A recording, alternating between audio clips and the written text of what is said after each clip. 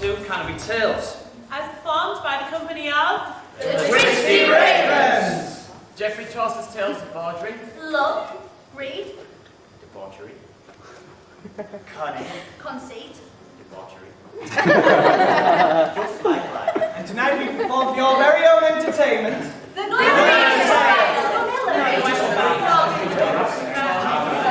Alright, what should we perform first? Well, I think that should go first. It should be a tale of It should be a moral tale. Let's draw lots.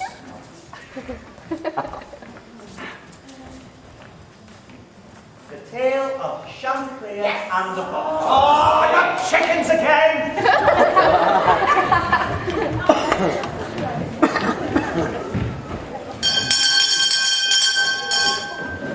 Here's a tale of tragedy and fun that took place long ago in a chicken run. Beside the cottage of a widow named Gwen, who lived with her daughter, some pigs, and a hen. Or two of these hens, I should say, were her pride and joy. 7, all told, plus a cock, quite a boy. Sean on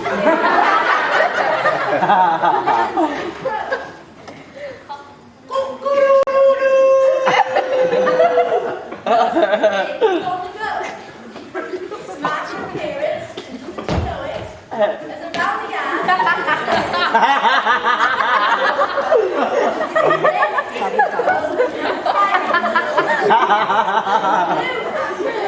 Red hat at his toe. He knows it all, this golden charm cock. At telling the time, he's like an alarm clock. Quite a one with the ladies too. He serves them well, giving his due. The special favourite that claims his vote is a Rhode Island redhead named Pertalote. A pretty chick with a typical face, she knew all the ways of social grace. She walked like a queen and sang like a linnet. If there was a prize for chow, she'd surely win it.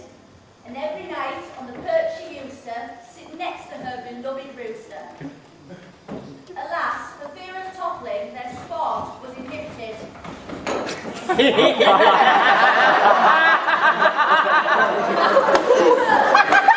Wasn't she? Their good night was limited. One night, Pertalote was kept awake by Sean swimming to the bedpost chain. She'd never seen music stick before, groaning, screeching, afflicted sore. Are you all right? You seem distressed. You ain't had a good night's rest. Gently, dearest, turn in. Since half past 2 you've made that thing. I ain't had a wink of sleep. I'm sick and tired of cat and sheep. What a night! I've had a right scare. I think it must have been a nightmare.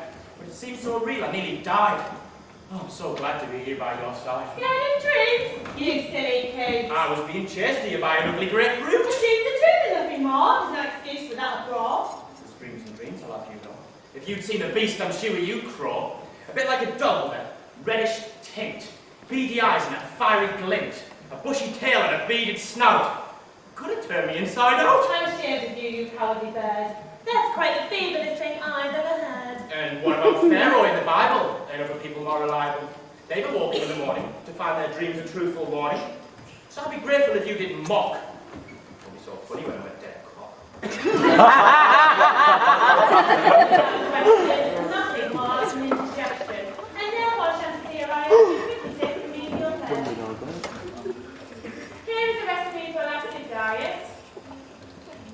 I'll give you the ingredients and you just try it. Half a dozen worms, big and fat, swallowed down with intestines of rat, 20 dozen mouses and 4 mouses' tails. Thanks, all the same. But I've changed my mind. My troubles, I think, are of another kind. Not a laxative I need. I'll soon recover with some chicken feed. And your sweet presence by my side will help restore my injured pride. Me, afraid of dream. Heavens, what a jet. Look at the sun. 6 o'clock. I'm not dressed.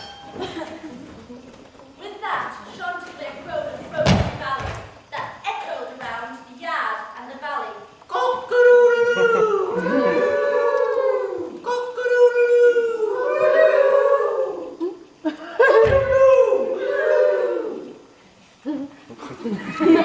Airing his comb, he strutted around his farmyard home, protected in the palm by a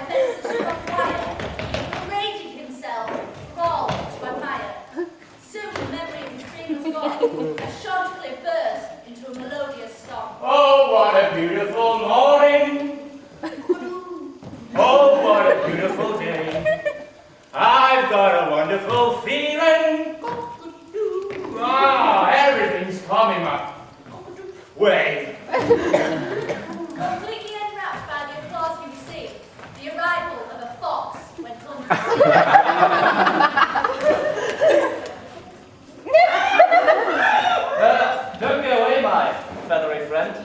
I hate for that beautiful song to end. I shouldn't be here. Forgive my intrusion. I was hypnotized by your elocution.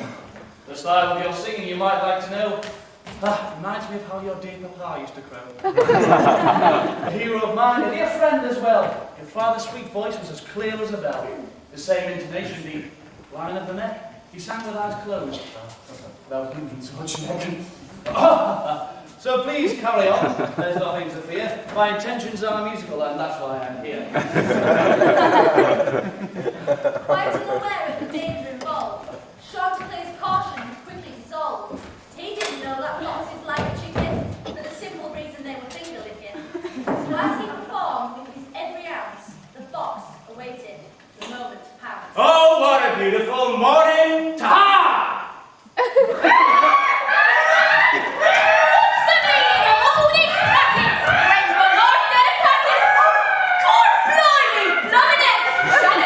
I'll have that fox upon the block. He ain't getting his hands on my cock.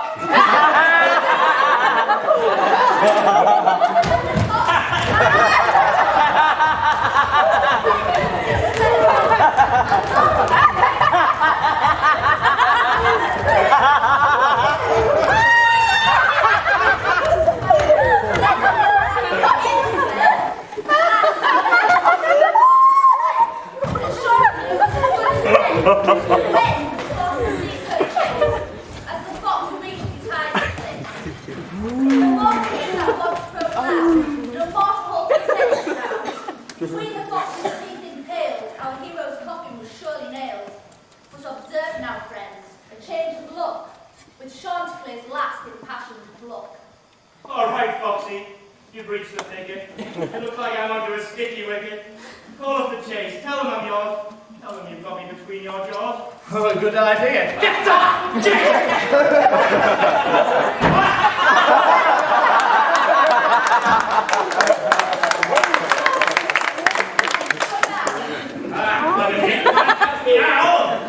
Chanticleer, dearest friend, I apologize. I can see I've upset you from your eyes. You misunderstand me. I'm no sinner. It was just my way of inviting you to dinner. Thanks all the same, but I'm not too keen on that venue. Besides, I think I know what's on the menu. You won't catch me a second time. Bad luck, isn't it? Foxes can't climb. The fox returned back to his lair. He'd learned his lesson from this affair. Keep your mind upon the job. And if in doubt, don't open your gob. Chanticleer too his lesson learned. Never let your head be turned by flattery, nor close eyes for affectation. Unless you fancy mutilation. If you think this tale's untrue, screaming chickens, talking foxes, remember what happens to stuck-up coxes, just as likely to happen to you.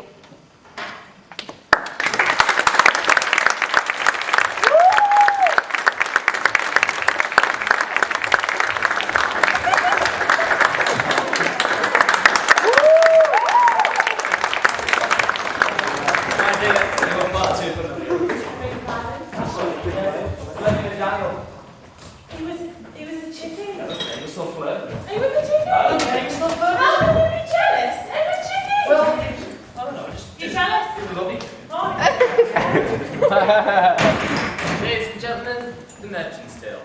In Lombardy there's a place called Pavia, where once lived a knight of good behaviour, exceedingly rich. Well in age, 70 years old. No wife in which his seat to sow, and yet he was quite hetero. On the shelf he was high and dry. His name was January. I don't know why. One day he had a change of heart and summoned his friend, these words to impart. Dear Justice, before it's too late, I've decided I'm going to take me a mate. I need a young wife to prove I'm a man. I'm going to need all the help that I can.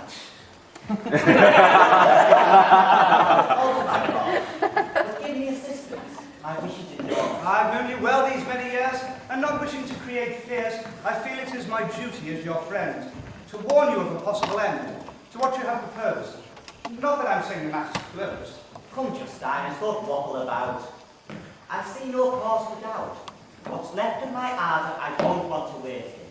The pleasure of wedlock, I'm determined to taste it. A strapping young wench, no more than 20, who, like me, needs it plenty. But a step like this needs meditation, rumination, consideration, and reconsideration. Come and say what you think before my vitals wither and shrink. Well, in short, these words I shall impart.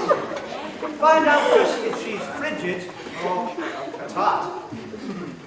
If she's drunkard, perhaps, or always in debt, a gossip maybe. But never forget that married men are always made a cuckold. Bachelors are as well. But nevertheless, if your mind be firm, the wedding arrangements I will confirm. Here's an instrument to improve your view. There's the marketplace. It's up to you.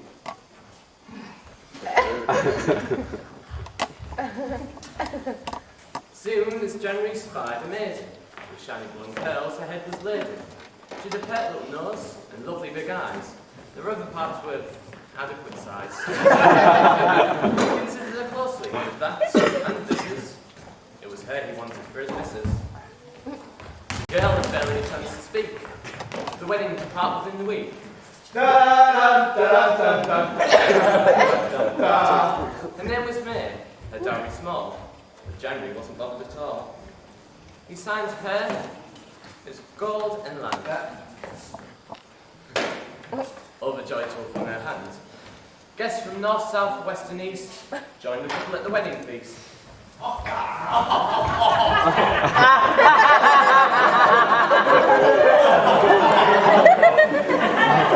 Music played the whole night long, dancing, feasting, drinking song.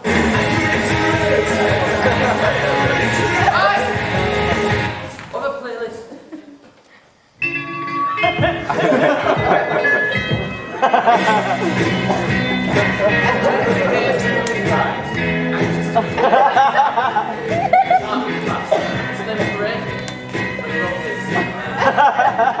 She seemed so frail, so chasing the newer.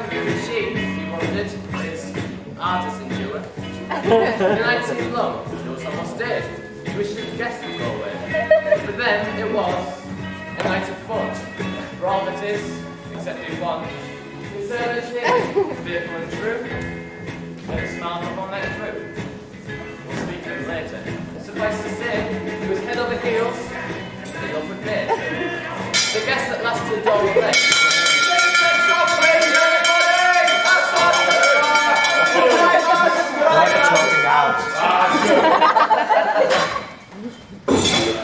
And then bride and bridegroom retired to bed. Before he climbed between the sheets, he prepared himself for the treats for treats. With perfume stimulants, self-endowed, just to make sure she'd be aroused. He swallowed some tablets in the bottle of guaranteed to make his parts bionic.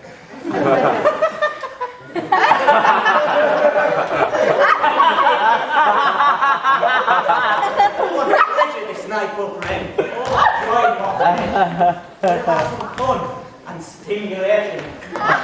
January dear, all this toing and froing doesn't in the least bit get me going. You're young, my dear. I know what I'm doing. You mustn't hurry when you're wooing. I'm all for that, I'm in my prime. But how much longer? It's breakfast time. Oh, goody, goody. Breakfast in bed. One of the joys of being wed.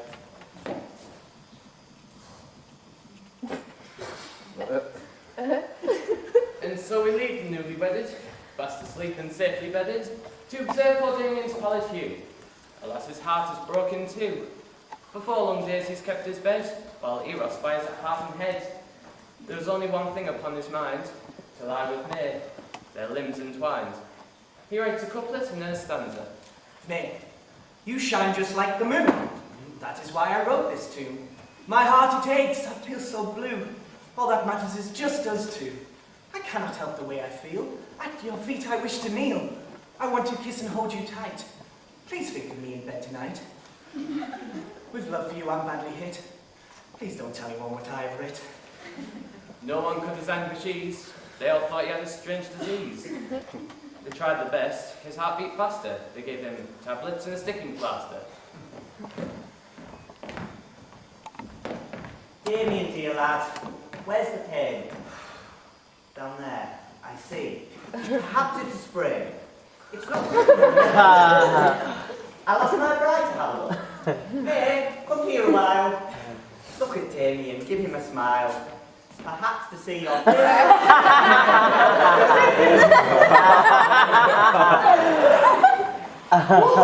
wrong with him? I'm shy of telling. He has the most unnatural swelling. Icicle baths and Bible reading. Without a single person knowing, Damien deftly passed his poem. It made the young lad place his trust, as she popped it down her bust. The couple to then to bed retired, as he, his passion stoked and fired.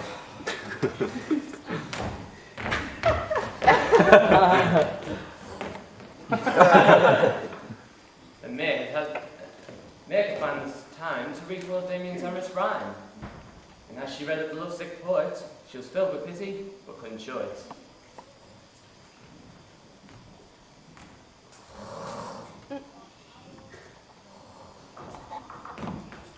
Damien dear, can you hear my voice? I'd like to help, but we've got no choice.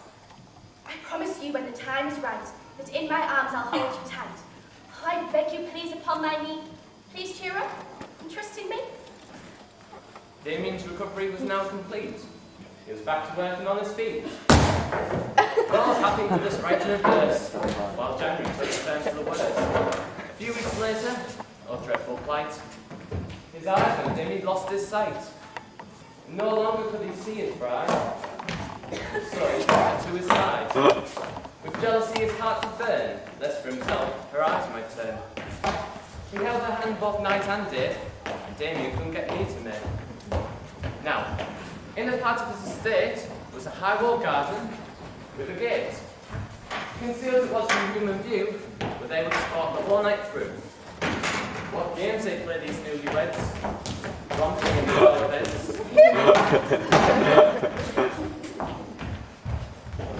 The gate was locked with a single key, and this was kept by January. The maid had a subtle plan to make her cuckold of her old man. With a piece of soft wax, very delicately, she'd taken a cast for a duplicate key. And this she tossed to a young admirer, with a promise he would soon acquire.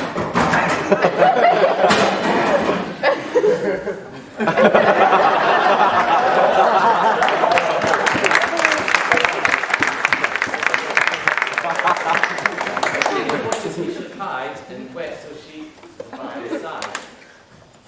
This garden gave complete solution. Complete, that is, with one exclusion. For some there are as free as Aries. They suggested our friends are fairies.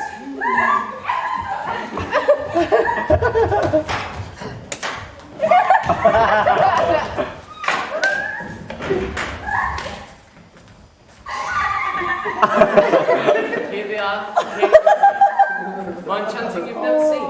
When neither sun or moon did shine, came Pluto in his Proserpine. Invisible to the human eye, they could run, dance, and even fly. Pluto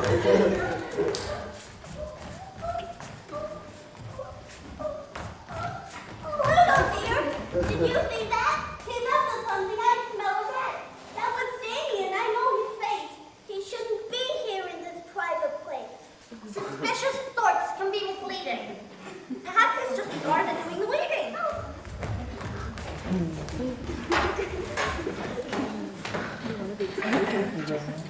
If my presence seems overzealous, it's because my blindness makes me jealous.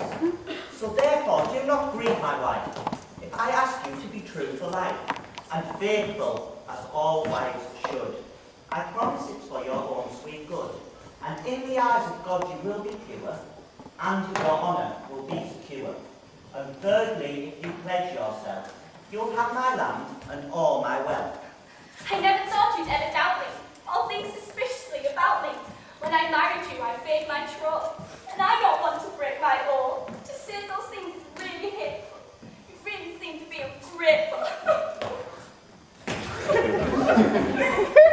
To hear his wife sound so offended was not what Henry had intended, and so he consoled her tenderly as Damien got ready in the tree. Did you hear that, hussy?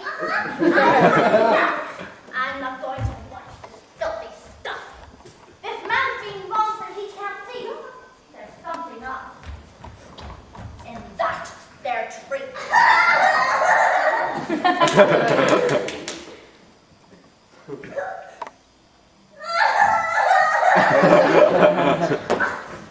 Just like women's told lies. Most offensive, very nice. I've got a plan to put things right. I'm going to give him back his wife. Don't play the girl and don't their soul. He thinks he's born with his gold. Creepy up men with withered up skin. Why should she be in love with him?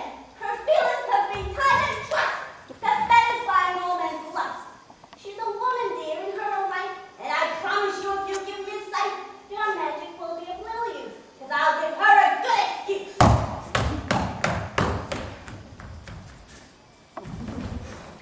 January, dear, come here a while. Honest to me, please give me a smile. It's pleasant in the summer breeze, standing underneath these trees. Would you like some fruit?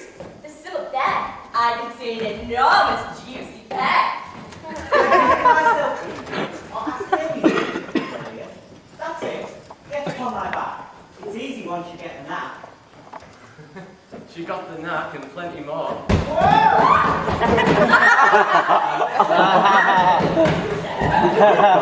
As Damien thrust like a rampant boar.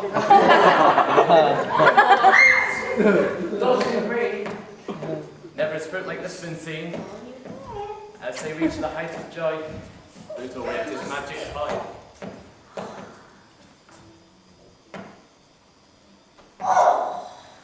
Have you got it, dear? Are you all right? It's funny. Everything's turning bright. Good God! This is how my wife deceived. Romping with Damien among the leaves. Stop that at once, you filthy flirt, or else I'll hit you where it hurts. I think you owe an explanation. That surprised these two lovebirds. See how May's lost for words? But no longer is she left to stutter. This Proserpine gives the words to mutter. I don't think I like your attitude. That's a fine way to show your gratitude. It's due to a dream I had last night that I have just restored your sight. You got your sight back thanks to me. I was told to find Damien in a tree. Don't give me that fiddle faddle. I saw him riding in the saddle. Ridiculous anecdote. I did not come off the banana boat. You've got your sight back, that is true. The rest you've imagined, it isn't new. Always when men recover their sight, they don't at first quite see all right. Forget whatever you thought you saw. It's your imagination, nothing more. Be thankful that you've been blessed in life with a faithful, true, devoted wife. So women always get the blame. The men are innocent, always the same. I'm sorry, dear, for what I thought. I see now that what you said is true. To you and Damien, my thanks are due. And so ends the tale of a man and his bride. Some will take theirs and others his side. I take the simplest way there is, and leave it to these scheming fairies. Listen, you men, whatever you do, never trust a woman to be faithful to you. She'll lie and deceive you with her tricks, just so she can get her push up. That's a charming thing to tell, and quite untrue, but you know well. If men want our body without our mind, we'll pay them back in our own kind. A word of advice begging your pardon, beware of fairies in your garden.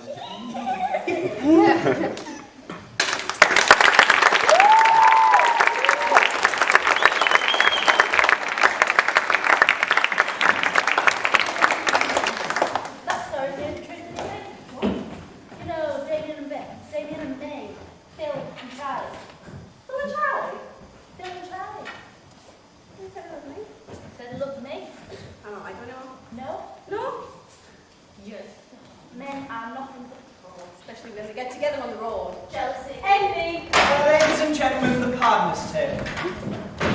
Tom? Aha! Dick, and Harry Oh, yeah. were strong lads. Lecturers' cats.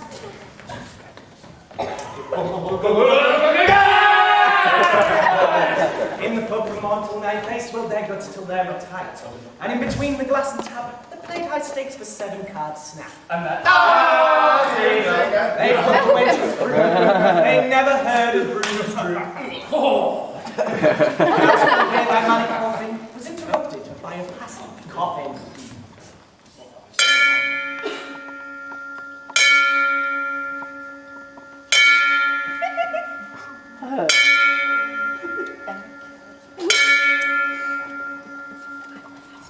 Who's that, my hostess? We want to know. This pub shows a bit an all-time low. You want some fun, as you know well, there's nothing funny about that there, Belle. That was Walter Scruggs. A mate of yours, he's popped his clogs. Killed last night by a violent crime on his way home at closing time. I met Walt. Well, that's a sin. We'll get the bugger that did him in. If he's to blame, once we find out his cursed name. His name is Death, his victims many. Corpses now are 2 a penny. The plague is right, the doctors say. Gravediggers on a 12-hour day. Death, did you say? He won't live long. We'll soon cut short his merry song. And so will we all, as here we stand. We'll call ourselves the Avenging Band. We'll swear an oath for Walter's sake, and with this knife, a pact we'll make. On saying this, they cut their wrists, and each other's blood soon kissed. And though from true kindness, they upped and left before it clotted. Before they reached a mile or so, they reached a place where willows grow. And there they met an ancient crow, wrapped in flannel from head to toe. She seemed a stranger to the place, well on in years to judge by her face. Good day, young man. I wish you well. Don't be cheeky, Rathbag. What the hell? Do you think it's time you were dead? I lost my breath. After 7 years in uphill climb, my sins are like withered growth. You wait for death with my own hope. See that, Harry? She waits for death, and that's what she said with her stinking breath. Death, did you say? Oh. Do you know where he is? Where can we find him? We're mates of his. Come on, old hag, don't muck us about. See my fist and feel my clout. Death you're after. I know his lair. Just follow my directions and you'll find him there. Go over the hedge and up the lane, turn right and left and right again. Go past the mate and keep on straight. And then you'll see an oak tree tall and death beside a dry stone wall. What was that then? Dry stone wall. Right. Where's the mother? Come on, Tom. It's not our fault. We're after the one that did for Walt. Come on, the Avenging Band! Ah! Remember our pledge? Yes. Come on, let's find him. There's the hedge.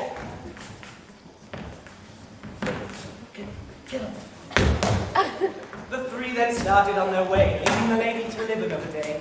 Up the lane for half a mile, scouring the landscape all the while. Past hedge and bush, through path and glade, eager to fulfill the pact they made. And soon they came upon a tree, where they'd been told that death would be. Ah, there's no one here, my 2 dear muckers. She must think we're stupid suckers. Didn't clean schools then. I can't believe it. She seems so straight. Perhaps we better sit and wait. No chance, lads. I knew we'd cock it. Hello? Someone's got a ball in the pocket. Look what's here. A heap of treasure. A richer career beyond all measure. Gold, silver, £1,000. This must be Death's hoarding grounds. We'll take the gold and split it thrice. Lightning never strikes in the same place twice. Now, let's get out of here before we're caught. If we're seen with this, we shoot it stop. Yeah, you're right, Dick. This stuff's a bit too hot.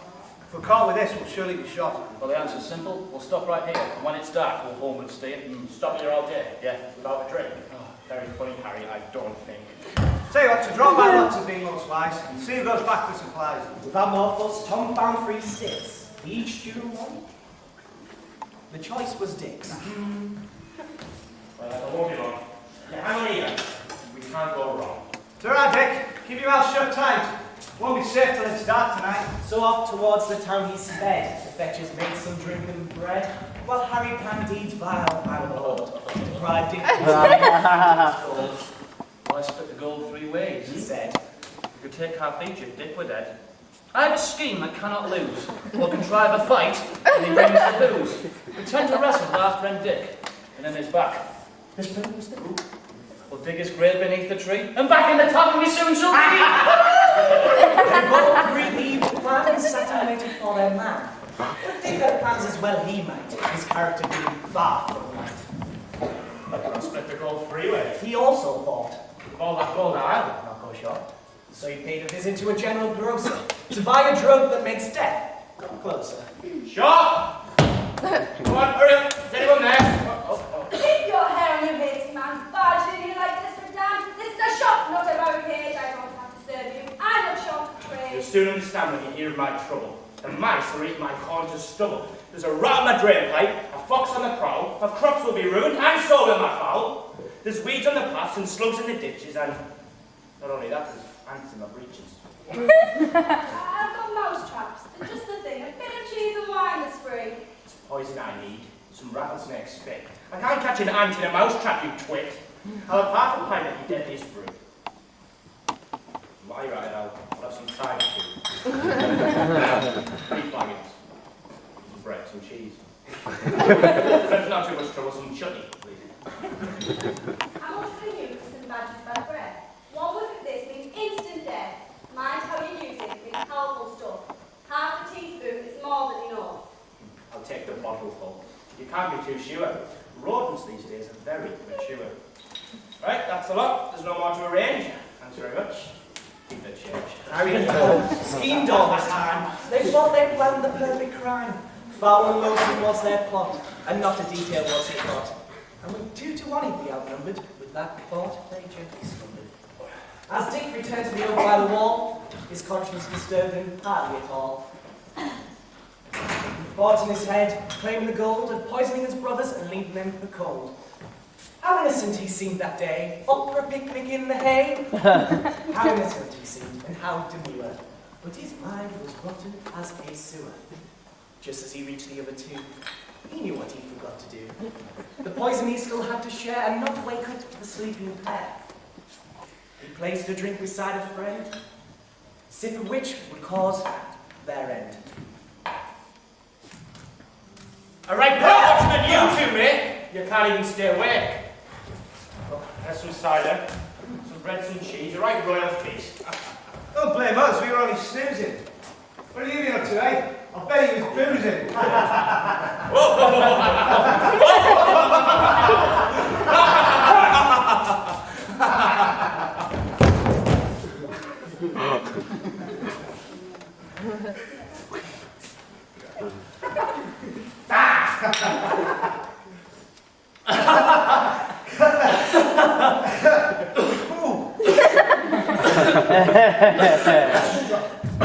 Do you want to finish that? And so it happened as being planned, the avarice destroyed the avenging band. Little was said save with Tom's dying breath. The old lady was right. We've all found death. Take heed, you gamblers who lust after gold, and you who insult ladies both, young and old, you drunkards and wasters, I cannot pretend. It's likely you all come to a pleasurable end.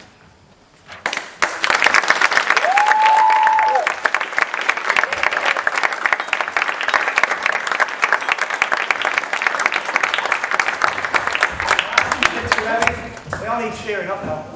We don't want your tail. Why not, my turn? Is it all the time? No, well, my tail's got a moral. Never let people fall in public. Ladies and gentlemen, the Reeves tail.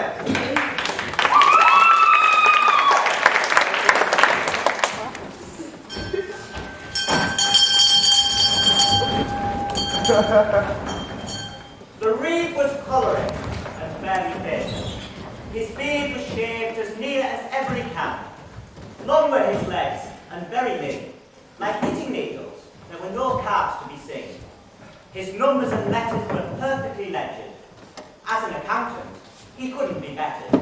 Ladies and gentlemen, the Right Honourable Barry Reeve with the Reeves Tale.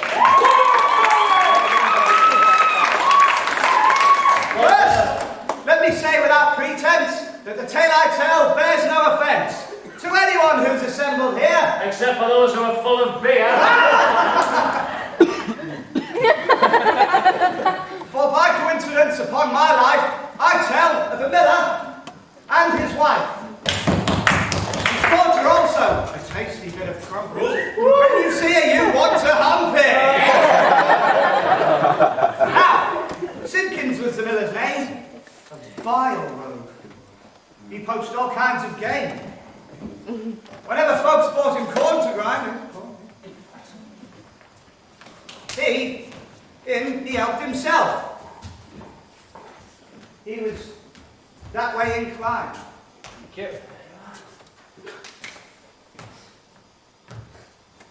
He wore a Sheffield dagger in his hose.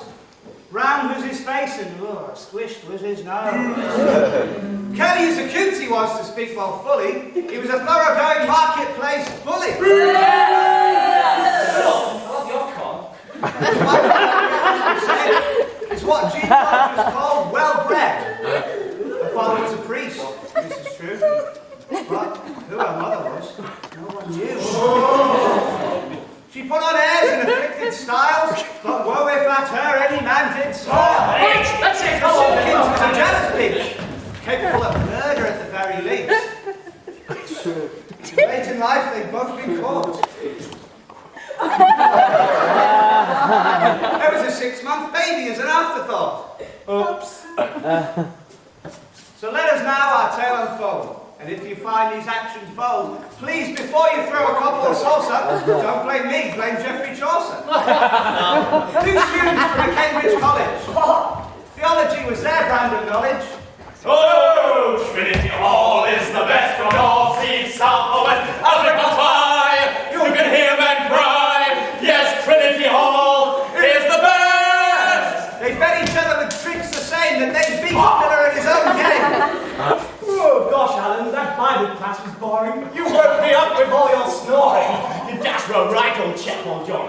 In fact, I think we better skip that dawn and take the corn to Simpkins' mill. We'll soon outwit him with our skill. Gosh, Alan, what a ripping wheeze. We'll stop him cheating us with ease. I hear he's got a popping daughter. No, I fancy a bit of what I did not. I know. Say, Al, that's rather saucy. Come on, we better load the horse. So they went this Cambridge pair, with corn stacks piled upon the mare. Their journey wasn't very long, but as they went, they sang this song. Oh, Trinity Hall is the dream of the man where the cream is not just a hit. I'll wait to search him. Yes, Trinity Hall is supreme.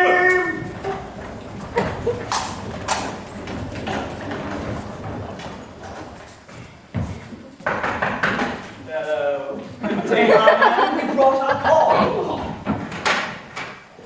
But by tonight we must be gone. So be a sport and do it quick. You will? Thanks, you are a brick. Anything to oblige students, that's my way. So while I grind it, go away. I mean, if it pleases you, kind sirs, go for a walk. It'll only be a couple of hours. Quite keen to see you work your grinding. Me too, I'll watch the corn go down the spout. Down to the bottom as the meal comes out. Well, that's what you think, you crafty pair. You won't catch me out, so beware. There's none to match my kind of fiddle. I'm just popping out, lads, for a junior riddle. No. So round the back we had a sidle, and soon the student's horse unbridled. Horse like clap as he went over the gate, eagerly sniffing the air for a bit.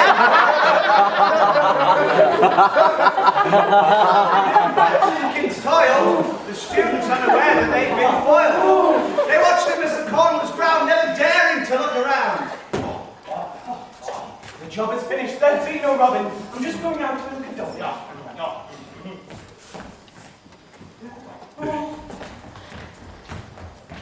Soon the meal was bagged up tight, when in rushed John with quite a fright.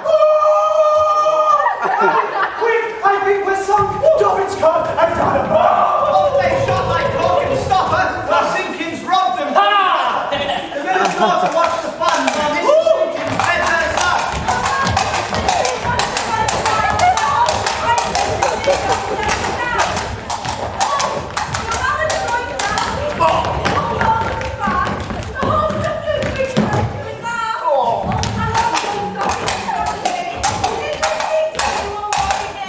Look out!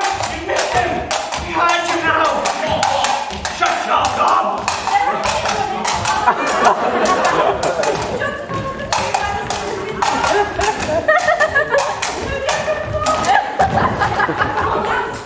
never knew Stuart would run quite so fast. He must be bruised and battered. In fact, they look completely natural. What's up, lads? Enjoy your chase? You've got horsework on your face. You've lost the trousers off your bum, you without a copy from your mum. Let's take the car and go. And you... Oh no! What's up? Where's our corn? Oh, You don't mean to say that it's gone? with all this rape and pillage, there's a rough lot that live in that village. The cork and I have lost the grain. The miller's done us yet again. It's too late now to set off back. We'll have to stay the night, dear Jack. It's dash bad luck we're in this plight. Do you think there's chance of a room for the night? Oh, well, Some food? perhaps, A drink? maybe, How much? well, it'll cost a pretty pet. On second thoughts, I hate animosity. Where would we be without generosity? Do come in. That night they ate and drank their fill, as they'd already paid their bill. Damn Simpkins' gullet the cold beer gushed, while Mrs. Simpkins looked quite flushed. All into the night they sang a rousing chorus. Oh, Trinity Hall is the best for no seems Stop singing that song. Sing it here would be to bore us. At last worn out, it was time to rest. Where would they all sleep? Ah, you guessed.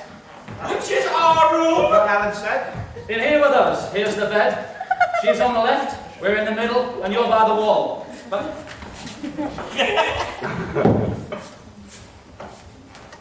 Forthwith the fiveson did retire. Soon the miller, he expired.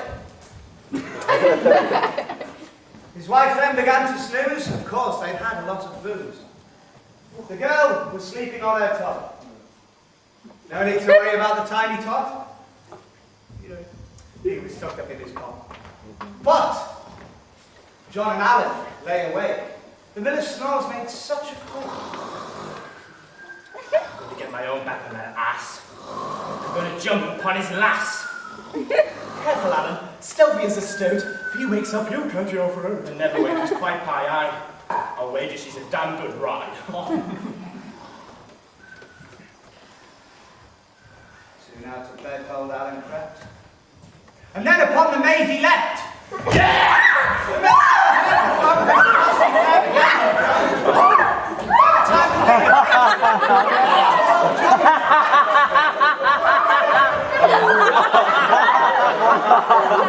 Joke is a joke. This is ridiculous. I feel a right fool while they're both Nicholas. That was done. He's having a great time. Give me no one. Well, when this story gets out, I'll be known as a weed and a booby. No doubt. Just then, the bedroom door began to squeak as the miller's wife went for a leak. Now it's my turn to get my end away. I'll put the cot beside the bed, and she'll get in with me instead. Where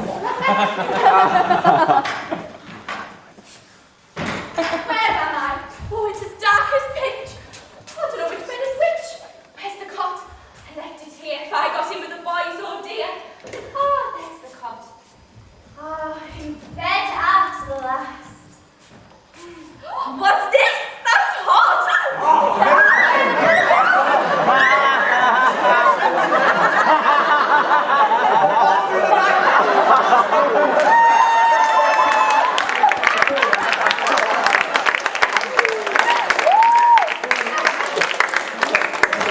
Oh, Molly! And it's will be like, you were jolly good. Do you feel all right? Oh, yes, thanks, Alan. I've learnt a lot. I'd like to say more, but regret a lot. Oh, by the way, the corn bread fallacy behind the door, don't forget. Thanks for a little what you've said. But now I'd best get back to my own bed.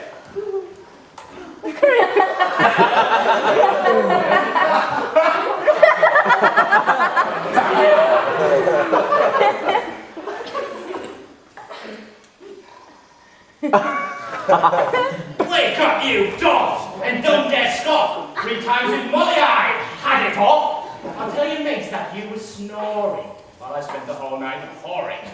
What's that, you dirty skunk? You mean no money while I'm being drunk? I'll murder you for that, you swine. I love your guts for washing line.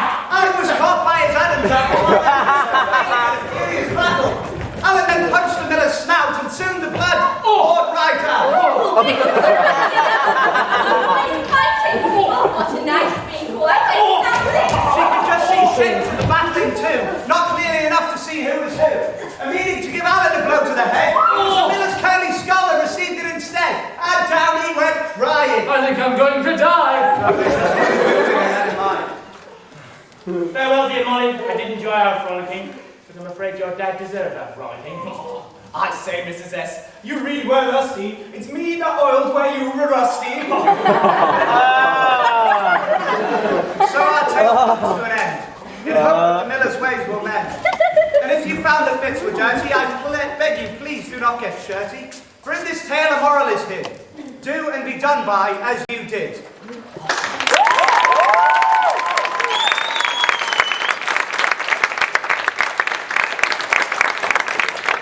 Time to take a short break. We'll see you back here in 10 minutes.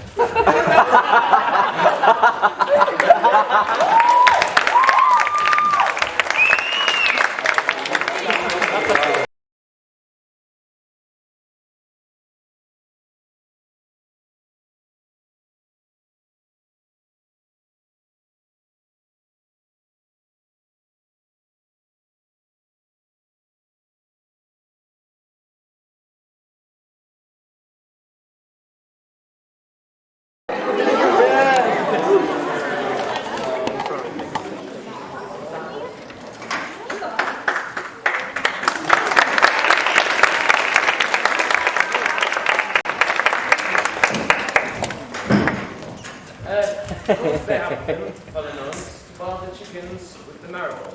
He could roast beef, boil and fry, make a good stew or bake a pie. Unfortunately, it seemed a great pity that he had gangrene on his knee. An open sore, yellow with pus. The mange custard was delicious.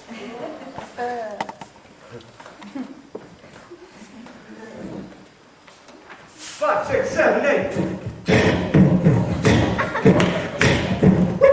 I sing you a tale, it's all that's clear about a young man that you well know here. His black curly hair and his confidence around. Let's took care as he jigged up and down. Up away, hey, wait, don't come back. There's a goldfish in the water. Dance and jig and jump for joy, sing pretty please, give me the fun. With the wenches, he's a damn, so take that feeling we know. As I sat down and started to drink, while over a fence with a ball to the tree. One raw night you would find in a stall, throw it away, kids are so mad. Up away, hey, wait, don't come back. Poor old has got to say. Oh, hi.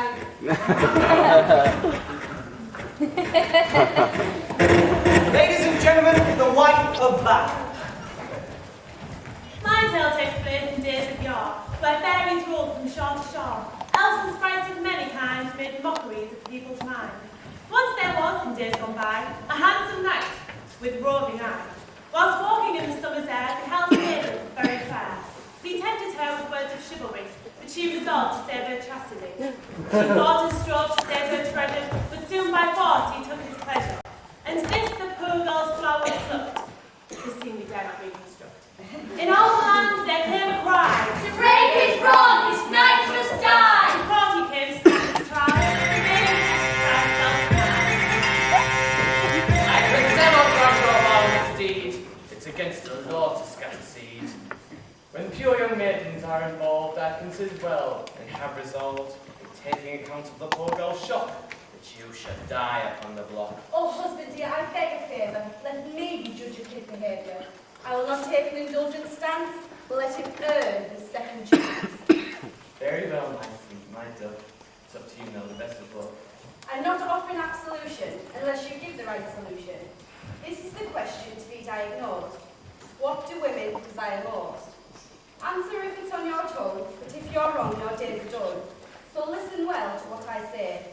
You may go free for a year and a day, but then you must return to court with the answer you have sought.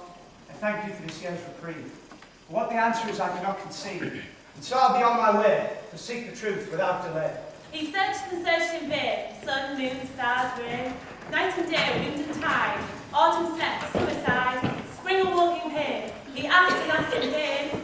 What is it that women desire most? Anyone? Rich husbands. How about you?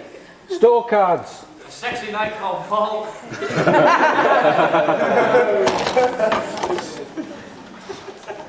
Now I'm none the wiser, as you can see.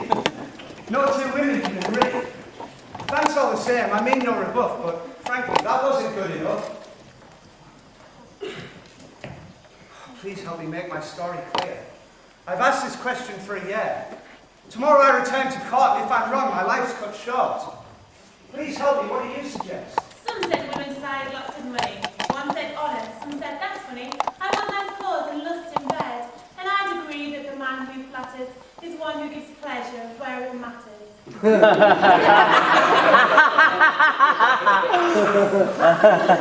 I return to face the Queen, and death for this said liberty. Or why did I steal that maiden's goods? Believe me, it's never worth it afterwards. Mother, I've just seen something cheering. 2 dozen women in the clearing. They're performing an amazing dance. Upon my question, now's my turn.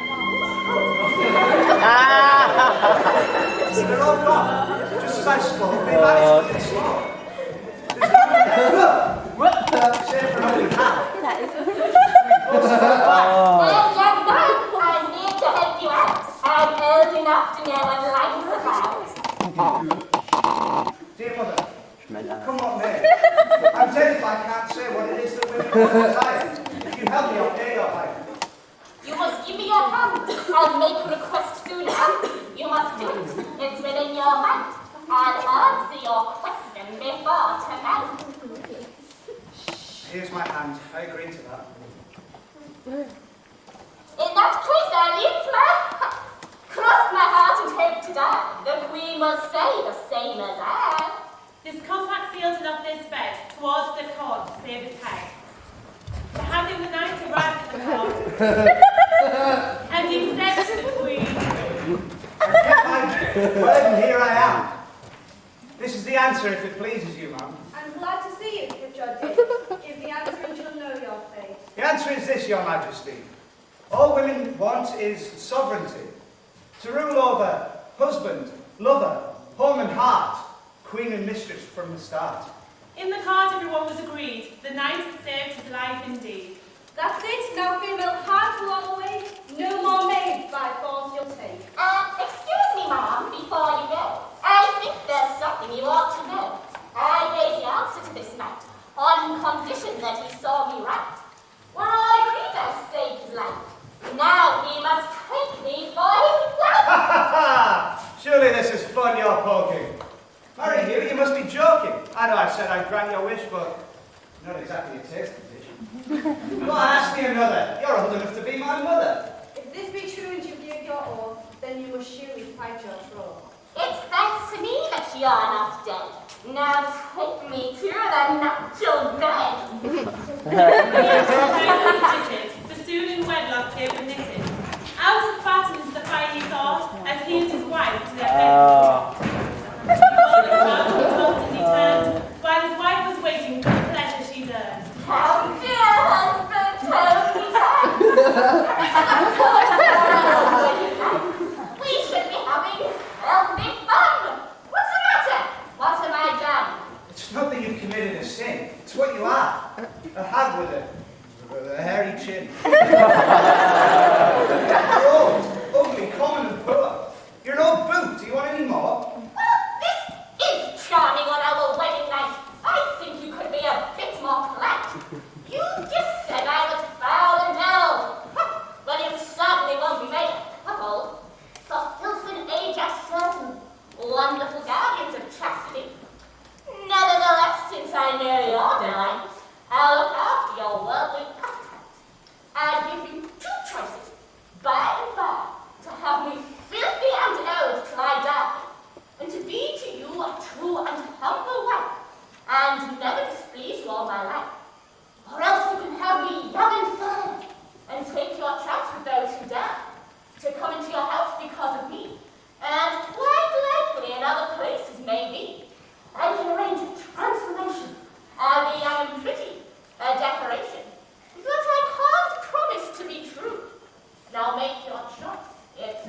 to you. Indecision span round his head, until at last he sighed and said, You choose, love. I want no fuss. Choose what's best for the both of us. You've given me the mastery now? Yes, I couldn't go through all that again. You'll be better off than other fellas, with faithless wives and body sellers. As my magic spell unfurls, you'll have the very best of both worlds. Young and faithful, you'll live to thank it. I'll just get chin beneath the blanket. and reappeared all bathed in light.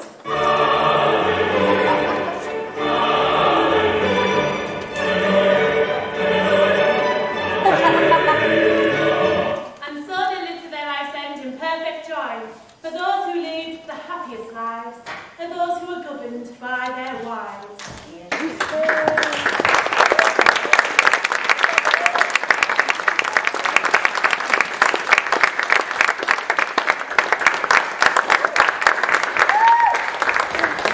Now it's my turn. The Miller's Tale with Nicholas and Absalom.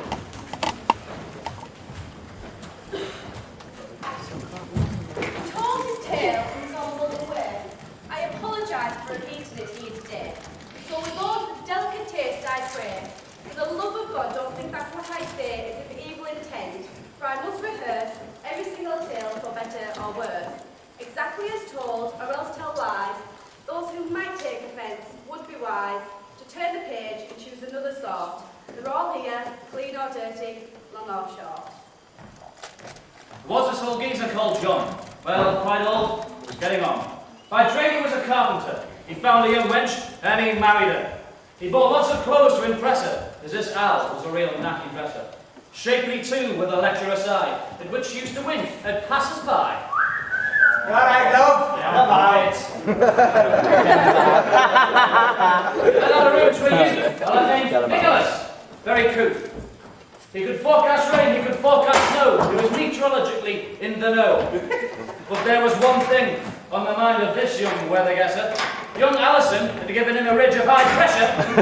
And to tell the truth, he was a sly and randy youth. By all the sun and moon and stars, look at Alison's shapely tits. I check to see if it fits. I'm so fed up it's disconcerting to think that I could be out flirting. Oh, I don't enjoy these household chores, washing stairs and scrubbing floors. Oh, my John's too old to be my lover. All I am is his full-time scrubber. Oh, what a face, what a figure. Part of me is getting bigger. Will you look at her from behind? I'll bet she likes the other kind. Oh, how dare you look, you naughty nit. I really think you should be here. If he finds out, Don't tell him I was in my pet. You're the hottest thing I've ever met. To tell the truth is no lie. I must have you, or I'll die. no, Nicholas. Ding dong. Good thing. I heard the doorbell ring. Ding ding ding ding dong. How's it been? Not right now.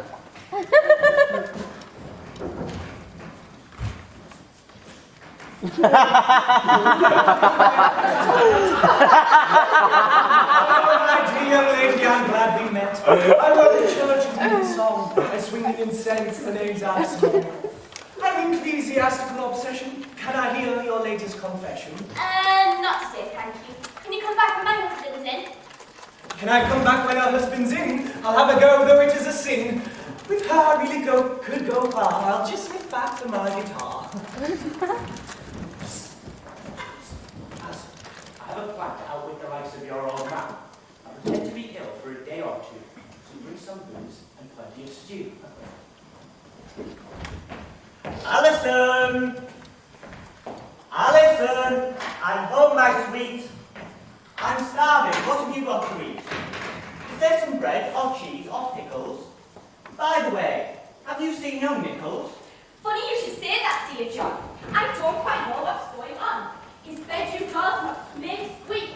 Why not pop up and take a peek? Nicholas, are you all right? The door seems to be shut up tight. Look through the keyhole, husband dear.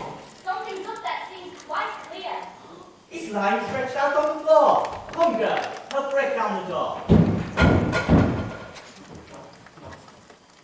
Nicholas, are you all right? What on earth has occurred?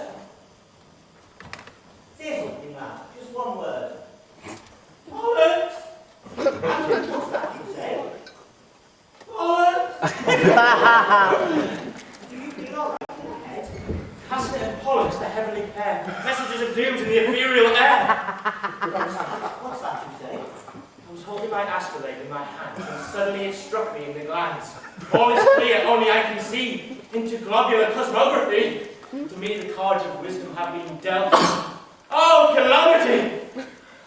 Tell you what, lad. Let's forget last week's rest. Now, what's new in the firmament?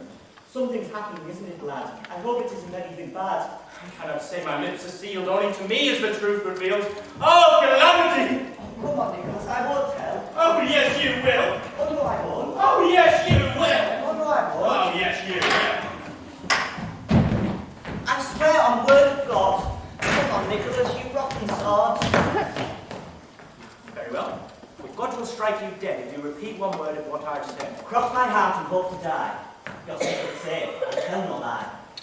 This is the truth that I have found. There'll be a flood. We'll all be drowned. It is the will of God on high to pour down water from the sky. Oh, catastrophe!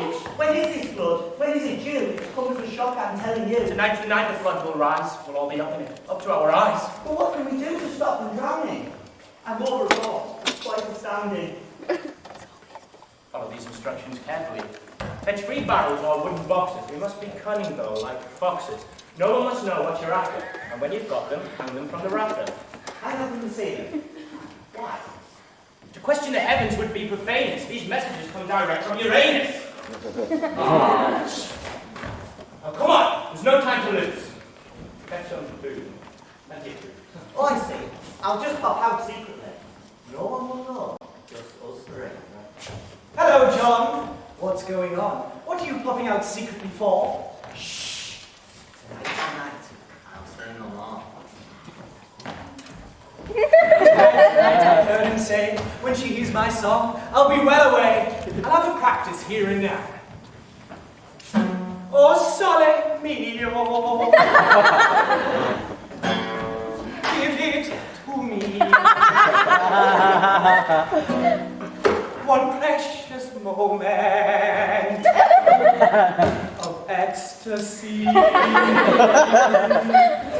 My darling, where are you now? I'm yearning for you, to thee I vow. I fetched 3 baskets deep and wide, and packed some food supplies inside. But are you sure it'll rain tonight? There hasn't been a cloud in sight. Of course I'm sure. Now come on, John, no hesitation. Get in and pray for our salvation. To me, this all seems a little bit funny. The weather forecast is dry and sunny. That's why no one else is ready. Now come on, get in and take it steady. Good night, John. Good night, Nicholas. Good night, Alison.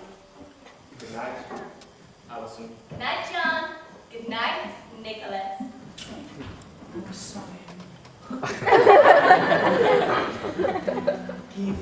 Who is making all that noise? Must be one of those delinquent boys. Be quiet at once, you noisy you. I want some sleep, and that's the truth. That must be Alison's husband, John. I think I'll come back later on. When he's asleep and all is still, I'll climb up to her windowsill.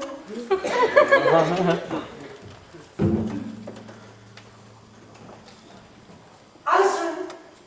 Alison! Alison, my love! It's me! Return, my love! I'm on my knee! Oh, Absalom, please go away. With another that I wish to lay. I'll wake my husband from his slumber. Then we'll all begin a lumber. Please, give me one small kiss, then it'll be off, I truly promise. Oh, all right. Alison, my knee's hurting. On condition that you go, I'll put my face out the window. She's going to put her face out the window! I can't wait!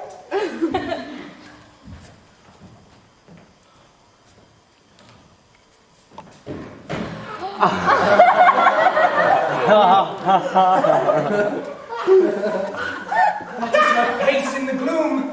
In this light, it looks just like the moon.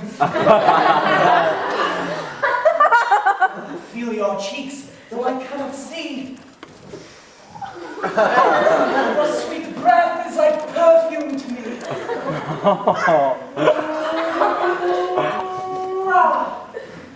My tummy tickles. You taste so lovely.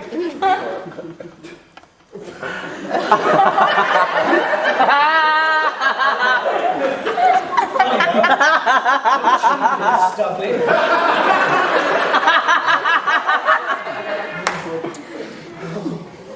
Well, I've kissed her bum, the dirty cow!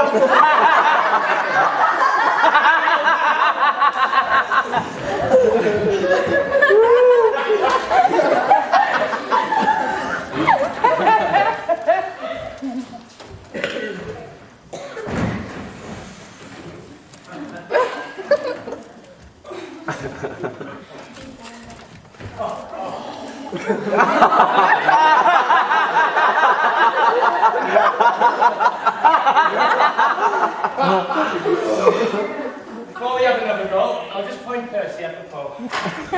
She thinks she's a joker. Just wait till she feels my red hot poker. Alison, return again. Oh dear.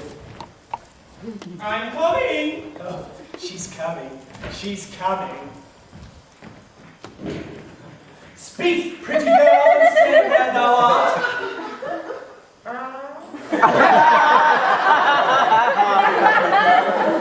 She let out a dirty great fart! Water!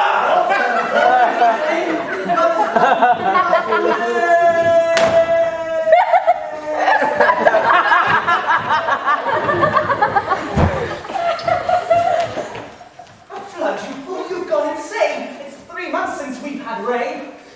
He told me it was in the stars, out Uranus, out of Mars. You keep my anus out of this! Thank God I had a kiss. So at last it's come to pass. You've been branded on the arse. You're a right one to talk, holy coy, kissing hairy bums in the dark. Oh dear, Nicholas has caught you bending. He's given you an unhappy ending. The swine was his carpenter's wife for all his keeping and his jealousy. And Absalom had kissed her nether eye, and Nicholas was scalded in the tooth. The tale is done, and God save all the room.